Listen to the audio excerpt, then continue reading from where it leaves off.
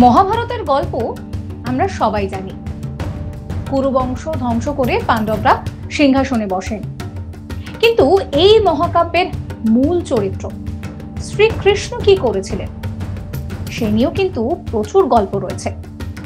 জন্মাষ্টমী নিয়ে আমাদের অনেকের কাছে অনেক রকম গল্প রয়েছে, তবে শ্রীকৃষ্ণ জানেন এখনো কিন্তু আমাদের মধ্যে জীবিত। কি শুনে অবাক হচ্ছেন তো? হ্যাঁ, শ্রীকৃষ্ণের হৃদয়ে এখনো সচল রয়েছে। আর আজকের এই ভিডিওতে সেই নিয়ে আপনাদের সঙ্গে জমিয়ে আড্ডা দেবো, তাই ভিডিও পুরোটা দেখবেন। ভিডিও ভালো লাগলে লাইক করবেন, শেয়ার করবেন, সাবস্ক্রাইব করতে ভুলবেন না আজ তাক বাংলার ইউটিউব চ্যানেলে। পৃথিবীর একটি মন্দিরে সযত্নে রাখা রয়েছে কৃষ্ণের হৃদয়। কোথায় রয়েছে তা জানলে অবাক হবেন আপনিও, কারণ এই মন্দির আর কোথাও নয়। এই মন্দির হচ্ছে পুরীর জগন্নাথ মন্দির। শ্রীকৃষ্ণের হৃদয় এই মন্দিরের এমন এক গোপন জায়গায় রয়েছে যা এখনো পর্যন্ত সাধারণের নজরে আনা হয়নি। জানেন কি, এই ধরাধামে আজও তার হৃদয়টা অক্ষত রয়েছে। কুরুক্ষেত্রে যুদ্ধ যেখানে শেষ, এই কাহিনীর শুরু সেখান থেকেই। যুদ্ধে নিজের শতপুত্রকে হারিয়ে শোকে তখন পাগল হয়ে গিয়েছেন গান্ধারী। কুরুক্ষেত্রে যুদ্ধের ফলাফল কি হতে চলেছে তা জানা থাকলেও এই বিপুল ধ্বংস এড়াবার জন্য তিনি কেন কোনো চেষ্টা করেননি তার উত্তর গান্ধারী কৃষ্ণের কাছে চেয়েছিলেন। তার এতদিনের ধর্মনিষ্ঠার এই প্রতিদান কেন হবে সেই বিষয়ে প্রশ্ন করেন তিনি। তার শতপুত্রের মৃত্যুর জন্য সরাসরি তিনি কৃষ্ণকেই দায়ী করেছিলেন। যেভাবে ভাইয়ের সঙ্গে যুদ্ধ করে কুরুবংশ ধ্বংস হয়ে গেল, সেইভাবে নিজেরা নিজেদের লড়াইয়ে যাদব বংশ ধ্বংস হয়ে যাবে অভিশাপ দিয়েছিলেন তিনি। এরপর নিজের রাজ্য দ্বারকায় ফিরে যান কৃষ্ণ। স্ত্রী রুক্মিণী এবং পুত্র শাম্বকে নিয়ে বেশ সুখে তাদের সংসার চলছে। এমন নিশ্চিত সুখ শান্তি যে সেখানে যাদব বংশের যে মানবিকতা, ভালোবাসা, নিয়ম নিষ্ঠা সমস্ত কিছু যেন তারা ভুলে গিয়েছে। গান্ধারীর অভিশাপ সত্যি হওয়ার দিন যত এগিয়ে আসতে লাগলো, ততই অদ্ভুত অদ্ভুত ঘটনা ঘটতে লাগলো। একদিন সপ্ত ঋষি কৃষ্ণ ও বলরামের সঙ্গে দেখা করতে দ্বারকা আসেন। তাদের নিয়ে একটু মজা করতে চান কৃষ্ণের ছেলে শাম্ব এবং তার বন্ধুরা। মহিলার মতন পোশাক পরে পেটে লোহার টুকরো বেঁধে গর্ভবতী মহিলা সেজে সপ্ত ঋষির সামনে আসেন শাম্ব। ঋষিরা তাদের ক্ষমতায় শাম্বের গর্ভের সন্তান ছেলে না মেয়ে তা জানতে চান। পুরো বিষয়টা ধরে ফেলে সপ্ত ঋষি অভিশাপ দেন যে শাম্বর শরীরে যা বাধা আছে তাই এই যাদব বংশের ধ্বংসের কারণ হবে। ঠিক পরের দিন পেটে প্রচন্ড ব্যথায় শয্যাশায়ী হয়ে পড়েন শাম্ব। কৃষ্ণ এবং বলরাম তাকে দেখতে এলে সপ্ত ঋষির অভিশাপের কথা শোনেন। শাম্বর পাশে রাখা লোহার টুকরোটাও তারা দেখেন।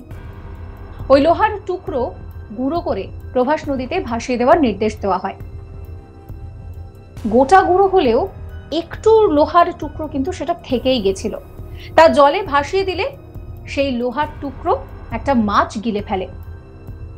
ওই মাছ আবার ধরা পড়ে স্থানীয় এক মৎস্যজীবীর জালে। মাছ কেটে পেটের মধ্যে লোহার টুকরো দেখে তা দিয়ে হরপুন বানান ওই মৎস্যজীবী।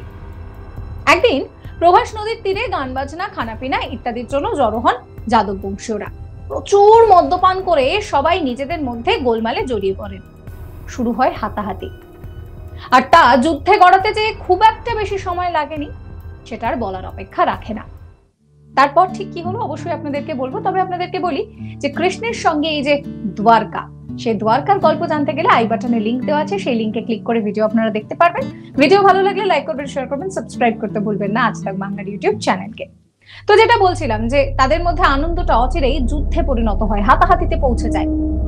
ওই লোহার যে টুকরো গুঁড়ো করে নদীর জলে ভাসিয়ে দেওয়া হয়েছিল তা পাড়ে জমা পড়ে এক বিশেষ ধরনের ঘাস জন্মায়। এই ঘাসের শীষ দিয়ে পরস্পরকে আক্রমণ করতে থাকেন তখন যাদবরা, আর একে একে প্রত্যেকের মৃত্যু হয়। সত্যি গান্ধারীর অভিশাপ যেন ফলে গেল। যাদব বংশ শেষ হয়ে যাওয়ার শোকটা মেনে নিতে পারেননি কৃষ্ণ। তিনি এই শোকে একেবারে মূর্ছমান হয়ে একটা গাছতলায় বসেছিলেন। সেই সময় তার রক্তবর্ণ চরণ দেখে হরিণ মনে করে বান ছোড়েন ওই মৎস্যজীবী। সেটা কিন্তু তৈরি হয়েছিল ওই লোহার টুকরো, সেই লোহার টুকরো যেটা কিনা শাম্বকে অভিশাপে বলা হয়েছিল। পায়ে সেটা গেথে মৃত্যু হয় শ্রীকৃষ্ণের। খবর পেয়ে পাণ্ডবরা যখন দ্বারকা পৌঁছান ততক্ষণে সব শেষ। কৃষ্ণের অন্ত্যেষ্টিক্রিয়া সাঙ্গ করেন পাণ্ডবরা, কিন্তু তার চিতা নিভে গেলেও দেখা যায় যে তার হৃৎপিণ্ড সেটা জ্বলছে। তখন সেটিকে নদীর জলে ভাসিয়ে দ্বারকার সব মহিলা ও শিশুদের নিয়ে হস্তিনাপুরে ফিরে যান পাণ্ডবরা। সমুদ্রের জল এসে ভাসিয়ে নিয়ে যায় দ্বারকা, সমুদ্রের নিচে ডুবে যায় দ্বারকা। কৃষ্ণের জ্বলন্ত হৃৎপিণ্ড সাগরের নিচে নরম লোহায় সেখানে পরিণত হয়। এদিকে ভগবান বিষ্ণুর পরম ভক্ত মহারাজ ইন্দ্রদুম্ন এক রাতে স্বপ্নাদেশ পান যে নীল মাধবের রূপে ঈশ্বর তার কাছে আসতে চান। পরের দিন সকালে নীল মাধবের মূর্তি খুঁজে পেয়ে সেখানেই জগন্নাথ মন্দির তিনি তৈরি করেন। একদিন নদীর জলে স্নান করতে করতে একটি নরম লোহার টুকরো ভেসে যেতে দেখেন ইন্দ্রদুম্ন। লোহার টুকরোটিতে হাতে নিতেই স্বয়ং বিষ্ণু তার কানে ফিসফিস করে বললেন যে এটা তাঁর হৃদয়, এই পৃথিবীতে এটা বরাবর থেকে যাবে। দ্রুত জগন্নাথ মন্দিরে এসে জগন্নাথ দেবের মূর্তির মধ্যে তাকে স্থাপন করেন ইন্দ্রদুম্ন। কিন্তু তা এমন ভাবে করা হয় যাতে কেউ দেখতে না পায়।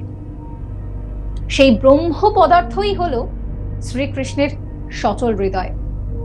এই ব্রহ্ম পদার্থ এখনো পর্যন্ত কেউ দেখেননি, কেউ সরাসরি স্পর্শও করেননি। নবকলেবরে ব্রহ্ম পদার্থ স্থাপন করেন বিশেষ পুরোহিতরা। এই ব্রহ্ম পদার্থ স্থাপন করার সময় মন্দির চত্বরের সমস্ত ইলেকট্রিক কানেকশন বেশ কিছুক্ষণের জন্য স্তব্ধ রাখা হয়। পুলিশের নিরাপত্তার মধ্যে এই বিশেষ জিনিসটি বিগ্রহের মধ্যে প্রতিষ্ঠা করা হয়। তবে এই ব্রহ্ম পদার্থ স্থানান্তর করার সময় মন্দিরের পুরোহিতরা চোখে কাপড় বেঁধে হাতে গ্লাভস পরে থাকেন। বেশ কয়েকজন এই পদার্থ দেখেছেন, তারা কিন্তু আর কেউ বেঁচে নেই।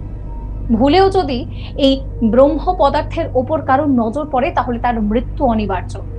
শোনা যায় যারা ব্রহ্ম পদার্থ স্থানান্তর করছেন তারা জানিয়েছেন যে সেই বিষয়ে তাদের কিন্তু সেই বস্তুটার মধ্যে তাদের প্রাণ রয়েছে, আর সেই বস্তুটা একদম তুলতুলে। ভাবতে পারছেন যে শ্রীকৃষ্ণ এখনো পর্যন্ত আমাদের সকলের মধ্যে রয়েছে, তার হৃদয় এখনো সচল। তার জন্যই তো জগন্নাথ মন্দিরে গেলে কৃষ্ণের যে টান সেটা উপলব্ধি করা সম্ভব হয়। ভিডিও কেমন লাগলো জানাবেন, কমেন্ট করবেন, ভালো লাগলে লাইক করবেন, শেয়ার করবেন, সাবস্ক্রাইব করবেন।